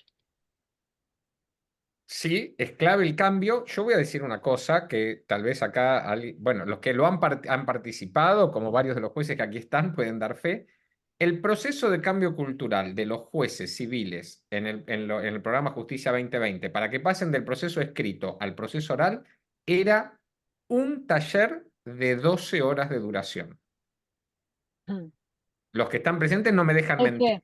Doy fe. Y el taller funcionaba y provocaba el cambio cultural en un marco realmente algo muy pensado, incluía muchos elementos, este día y medio de capacitación de los jueces, y es imprescindible, pero quiero decir que nadie piense que necesitan 14 años de estudio, ni 8 diplomaturas, ni esperar a que se gradúen los nuevos estudiantes.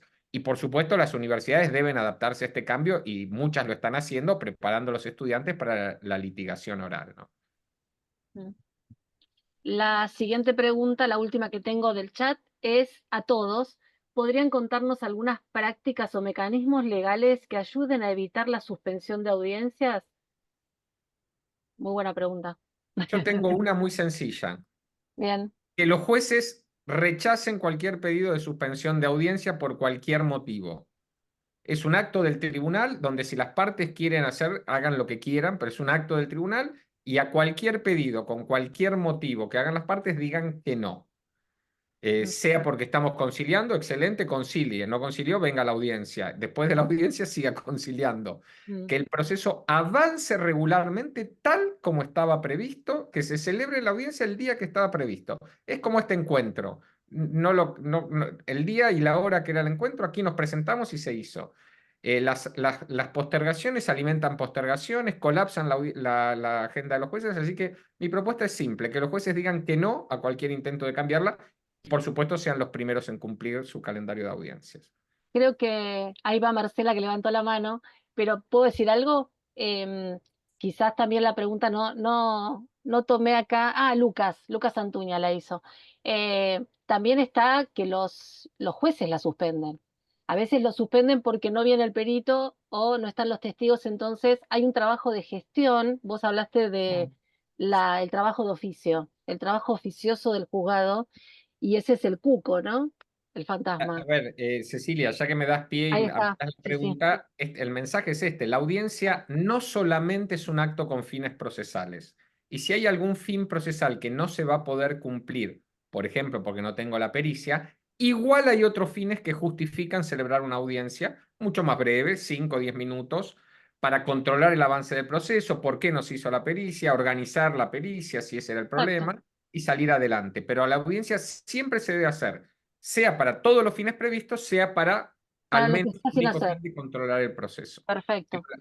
Suspender la audiencia para los jueces es pegarse un tiro en el pie. Muy bien. Sí, Le paso la palabra, sí, a Ramiro Bustamante, doctor. Perdón, Nana, Sí, que he levantado la mano. igualmente, Sí, Ceci, nosotros propugnamos un principio: audiencia iniciada, audiencia terminada. ¿Por qué? Porque lamentablemente hay algunos jueces que por desidia o porque no han estudiado bien el expediente llegan a la mitad y dicen la suspendemos para continuar la próxima semana. Y yo les digo, como bien dice Héctor, que eso es dispararse a los pies, porque lo que están haciendo es recargar sus funciones, porque de acá exactamente. a 15 días tienen que volver a estudiar el expediente para acordarse de qué se trataba, ¿no? Y ya se desvirtúa la esencia de una audiencia que debe tener un principio y tener un final, ¿no? Entonces, nosotros también tenemos algunos problemas de esos y estamos trabajando para que no se suspendan las audiencias, ¿no? Y también, obviamente, hay abogados malintencionados que presentan certificados médicos, piden suspensiones por distintas razones, ¿no? Entonces, únicamente debe suspenderse por una razón ya de fuerza mayor que realmente impida que se lleve a cabo la audiencia, ¿no? Pero en términos generales, tienen que llevarse a cabo las audiencias definitivamente. Ana, sí, estoy de acuerdo con lo que han dicho Héctor y Ramiro, suscribo todo y digo una cosita más. Creo que es muy importante en oralidad trabajar con un principio que es que en la oralidad nada se improvisa. Entonces, para que la audiencia no fracase, tengo que tener en claro cuál es el trabajo preaudiencia y quién lo tiene que hacer. De modo que nada quede sin prever qué es lo que se debe hacer y quién lo debe hacer. Ese trabajo preaudiencia es la clave del éxito de la audiencia, del cumplimiento de sus objetivos y no solamente que no se suspenda, sino que se cumplan esos objetivos.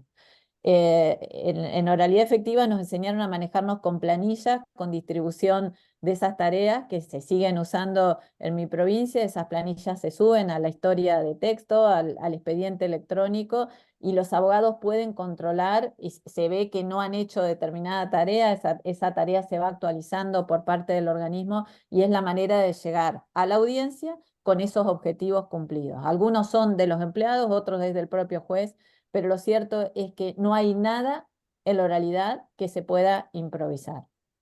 bien, buenísimo. La doctora Marcela Ruiz Díaz, bueno, somos compañeras de curso, pero además es una excelente jueza de Mendoza de algo que adoro, que son las oficinas judiciales de gestión asociada. Así que, no sé, Marcela, si querías hacer una pregunta.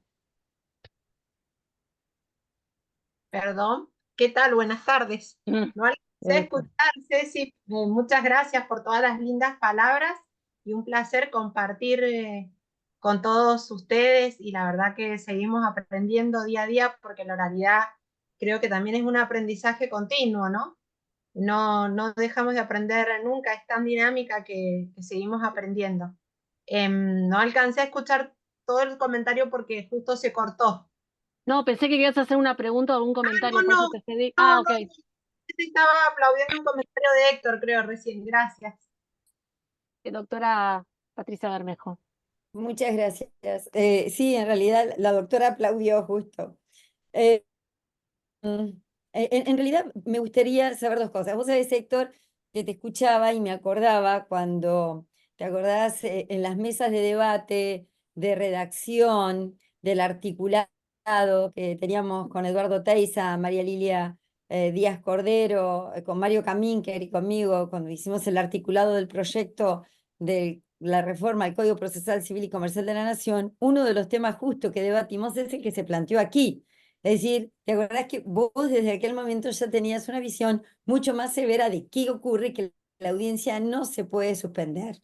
Entonces empiezan las variaciones de por qué el tema de la suspensión, que es cierto. Es decir, hay suspensiones o postergaciones que son indefectibles, son algo como que es inmanejable, y no utilizar esta alternativa como una regla para llevar el trabajo para adelante, porque al fin y al cabo no se obtiene o no se mantiene la riqueza, ¿no? Y la riqueza, la oportunidad del encuentro eh, para centralizar todo el proceso y ahorrar tiempo, ¿no? Esto implica, por supuesto, como decía Ana, el anticiparse. Y entonces, Héctor, yo quería saber a lo largo de tu experiencia, voy a hacer dos preguntas en este momento para utilizar el tiempo, así me pueden contestar.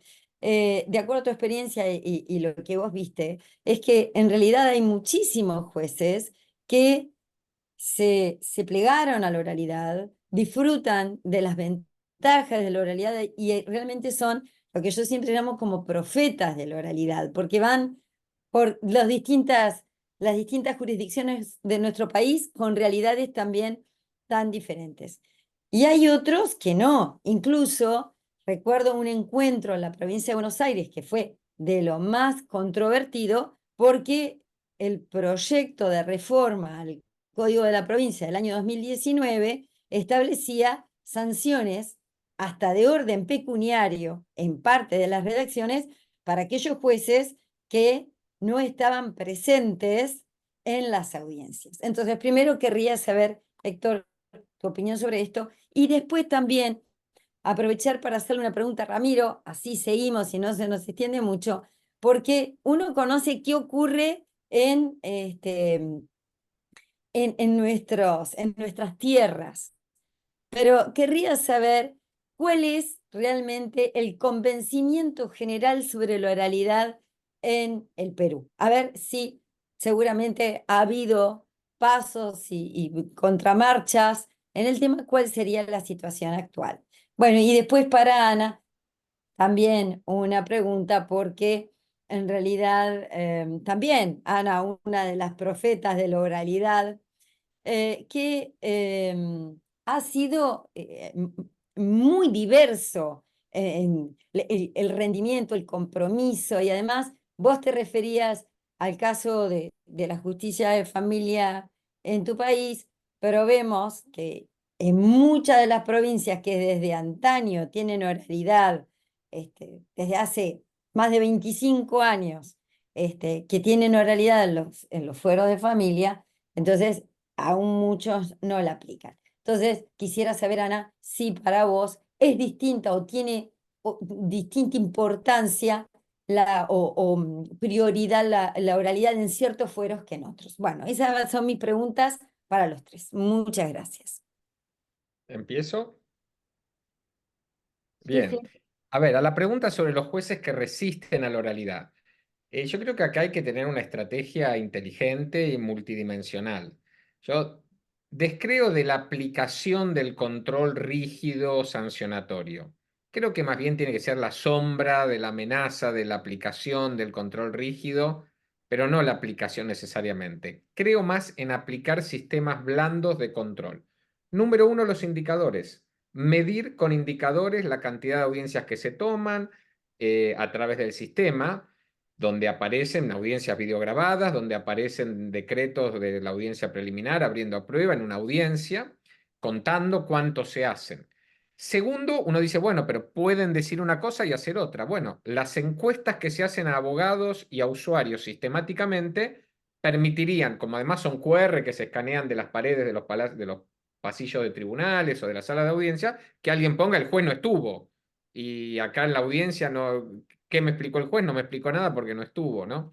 Entonces, eso es un sistema blando de control. Y el tercero es la difusión sistemática de cómo es el sistema, contarlo a los abogados, hablarlo con el colegio de abogados, y aquel juez que no cumpla con ese requisito rápidamente se nota. Diríamos, el que no hace oralidad pasa a ser la excepción, es el juez que no cumple las reglas, lo cual siempre es algo bastante desagradable y desgraciado. Y ahí sí, bueno, finalmente si sucede, hay que activar los mecanismos sancionatorios. Insisto, para mí deben operar en oralidad más como la sombra que como la realidad de la sanción y quedarnos con estos mecanismos blandos, porque son muy pocos los que se oponen militantemente a la oralidad. Yo creo que es más bien falta de empeño en el trabajo, falta de dedicación que lo lleva a delegar, pero con los mecanismos blandos de control, los indicadores y las encuestas y la difusión fuerte entre los abogados del mecanismo, alcanza y sobra para que se instale y llegue un momento que sea un sistema natural. Bien, en cuanto a la pregunta que me formularon respecto al convencimiento, al principio fue complicado poder convencer, y para ilustrar, pongamos el caso objetivo de la Corte de Arequipa, donde empezamos en 2018. En esa corte teníamos 10 juzgados especializados civiles. Cuando hicimos el piloto, únicamente logramos que 3 jueces se acoplaran a este proyecto. Los demás decían, no, no, conmigo no va, ¿no? Pero hoy en día, el 2024, los 10 juzgados ya llevan a cabo sus procesos orales. Entonces, los buenos resultados que hemos estado obteniendo ha generado que más jueces no quieran aplicar, ¿no?, la oralidad. Y en cuanto a los abogados, también obviamente notan la diferencia de seguir un proceso oral, que es mucho más ágil y más rápido y transparente que un proceso escrito. Entonces, siempre hay detractores, obviamente, ¿no? Gente que quiere regresar al sistema anterior, ¿no? Pero en términos generales, creo que la gran mayoría de operadores de justicia en el Perú están de acuerdo con la oralidad en el proceso civil. Bien. Bueno, con respecto a la pregunta tuya, Patricia, yo creo que es digamos, tenemos varias respuestas. En cuanto a que el país es diverso, tenemos distintas realidades, tenemos distintas complejidades en cada uno de los fueros. El llevar adelante el proyecto de realidad efectiva en los juzgados civiles tenía una metodología de trabajo, tenía un diagnóstico estadístico, tenía una separación de causas, mostraba que no todas las causas que llevaban los jueces tenían que ser sometidas al proyecto de oralidad, y eso es muy importante cuantitativamente, y distinta es la realidad de los juzgados de familia, donde no ha habido una política pública del Estado para apalancar lo que es un proyecto y un mandato del Código Civil y Comercial que dice que la mejor manera de llevar adelante los procesos de familia para garantizar los derechos materiales que está consagrando es con oralidad e inmediación. Allí hay un mandato del Código de Fondo que en muchas jurisdicciones no se puede llevar adelante porque no hay una política pública convergente con tener la cantidad de jueces necesarios para poder garantizar que el juez esté en la audiencia. Y esa realidad diversa hace que haya algunas provincias, como la mía, o Corrientes, varias provincias del país que han ido generando distintos juzgados en relación a la cantidad poblacional y a la litigiosidad que tenían que abordar. Bueno, Córdoba ha avanzado muchísimo, Mendoza ha avanzado muchísimo, de hecho Mendoza también tiene oralidad en familia, y hay otros que son tienen una tradición en la oralidad, como es Provincia de Buenos Aires, pionera en los tribunales orales de la década del 90, y que sin embargo hoy no está pudiendo responder a esta demanda del Código de Fondo de que se trabaje en la oralidad, porque, por ejemplo, los concursos para cobertura de vacantes no se realizan, no se llegan a hacer las designaciones, Hace poco estuve justamente en la carrera de nuestra común amiga Silvia Guanon, de la especialidad en proceso de familia, y había gente de Lomas de Zamora que me decía que, no recuerdo si eran 5 titulares los jueces que había de 24 juzgados de familia que estaban sin titular. Entonces, ¿cómo podemos pedirle a esos organismos que trabajen en oralidad si no tienen un juez titular para que esté en condiciones de mediación en la audiencia? Entonces, hablar de la oralidad y de la realidad también implica desnudar y ver esa realidad y las diferencias que existen en el país, en un mapa que tampoco es parejo en tecnología ni en políticas públicas. Tenemos algunas provincias en que todavía no tienen expediente electrónico, o sea que mucho menos tienen recursos tecnológicos para poder implementar la oralidad del modo en que nosotros decimos que es eficiente implementarlo, con el soporte tecnológico en la gestión. Entonces, de modo que si uno pone la lupa, podés extraer esas diferencias para poder a partir de ahí hacer un proyecto que nos abarque a todos, porque acá tenemos que lograr en nuestros países, que somos tributarios de una convención que también establece la garantía de la cláusula federal, lograr igualdad de juicio en todo el territorio. Yo creo que ese es un gran propósito que trascienda las provincias y trascienda las competencias. Doctora Bermejo, el doctor Polanco había levantado la mano, no sé, doctor, si quería hacer una pregunta. Muchísimas gracias, reiterando mis saludos y el gusto grande de estar con ustedes. Más que preguntar, era un poco lo que a Ramiro le habían preguntado, lo que tuvimos una resistencia, más que por el fondo, sino por la forma, fue la academia. La academia, un poco que dijo, en tanto no se modifiquen normas, la conducta de los jueces no debe modificarse, y este tema de protocolos y este tema de reglamentos internos no debe ir. Poco a poco se ha batallado contra eso, ya gran parte de la academia ya no está haciendo reparos en eso, han visto que el cambio está funcionando y hemos ingresado fuertemente con el tema de los alumnos de las facultades, y motivando concursos de litigación. El año pasado fue un concurso exitoso que movilizó en total a cerca de 800 personas, que eso es bastante en el ámbito universitario a nivel nacional. Y bueno, este año hacemos lo mismo y ya tenemos información que universidades, los propios alumnos están formando talleres de litigación oral en materia civil. Y entonces las universidades se han visto con el reto de decir, caramba, esta reforma está caminando, caminando, caminando, los alumnos están empezando a aprenderlo porque los colegas de penal lo hacían, ahora lo están haciendo los de civil, y han comenzado un poco a abrir la puerta y tener cursos de litigación oral que no teníamos, cursos sobre litigación oral. Entonces, es un trabajo bien arduo, donde los jueces al principio no todos marcharon, pero ahora sí hay una gran cantidad de jueces que marchan. Y Ramiro informaba, son 32 cortes de las 34 del país. ¿Por qué no están las 34? No es porque los jueces no quieran, sino porque para evitar estos problemitas de que me gusta la oralidad porque es moda, se pone una serie de requisitos a cada distrito judicial y se dice, mire, tienes que completar esto, completar esto, completar esto, hay todo un manual. Y una vez que logran completar eso, vamos, y se les dice, bienvenidos a la oralidad civil. Entonces, más o menos ahí eso se está trabajando. Pero esto es un esfuerzo muy grande del Poder Judicial. El Ejecutivo y el Legislativo no acompañan en nada. Eso sí. Nada más. Gracias. Perdón, acá hay una pregunta en el chat, no sé si la quiere contestar, doctor Polanco. ¿Se dictan sentencias orales en las audiencias? Sí, mañana vamos a contarles cómo se dictan las sentencias en segunda instancia en plena audiencia. A ustedes llaman, y nosotros en Perú solemos llamar a la audiencia de apelación vista de causa. Lo que usted llama vista de causa, le llamamos audiencia de juicio, audiencia de medios probatorios, actuación probatoria.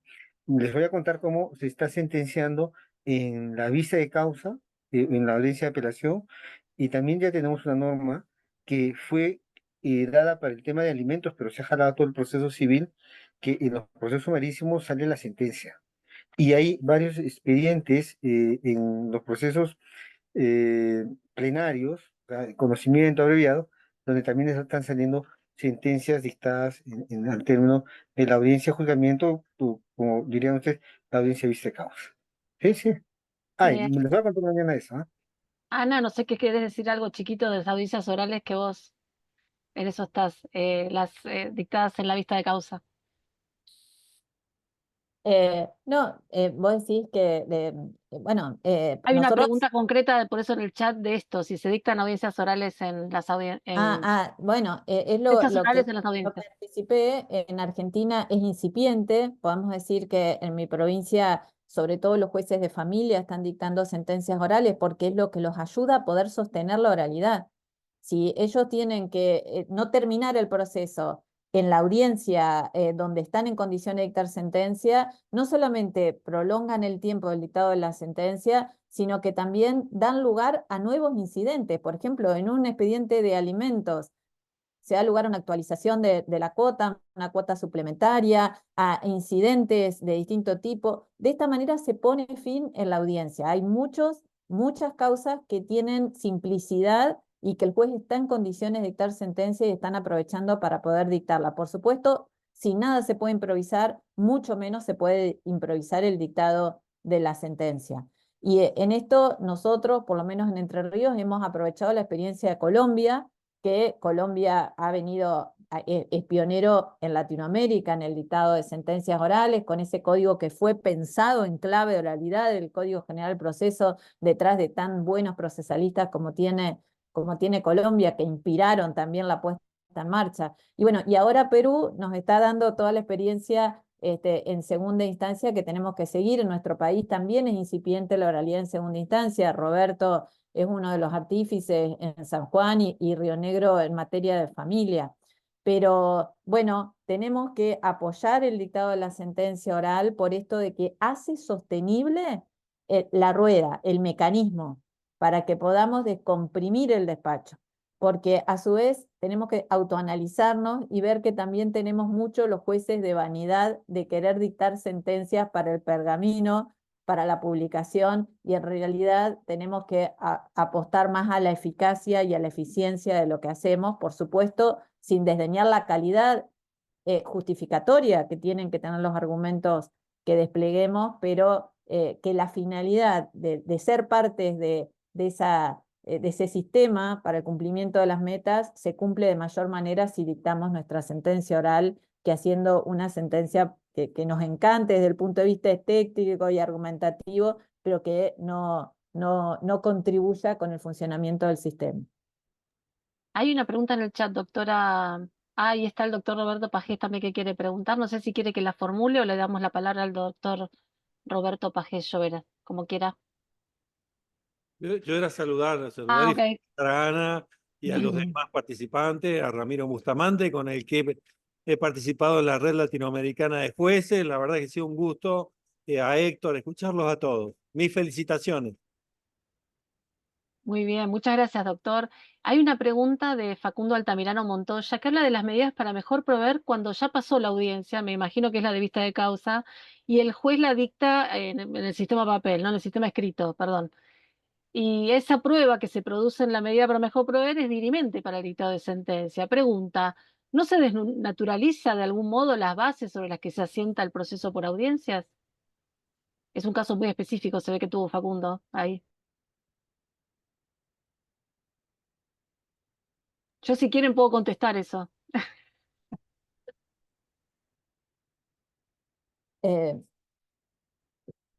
Yo por ahí no sé si él tal vez quiere abrir Sí, Facundo, ¿estás el ahí? Facundo Altamirano Montoya. ¿No? ¿No está ahí? Igual yo creo algo. La oralidad implica un juez que conoce el expediente, que toma las audiencias conociendo cuál es el debate y cuáles son las pruebas que se van produciendo. No hay medidas para mejor proveer, porque es todo lo que necesita el juez o la jueza lo ordena en la preliminar, porque va escuchando el conflicto, las partes y va ordenando la prueba que considera conducente. No, a mí por lo menos en mi experiencia no me pasa que tenga que dictar una medida para mejor proveer después de haber tomado las audiencias yo. Pero bueno, puede ser. Por eso quería capaz que le explicara un poco qué le pasó.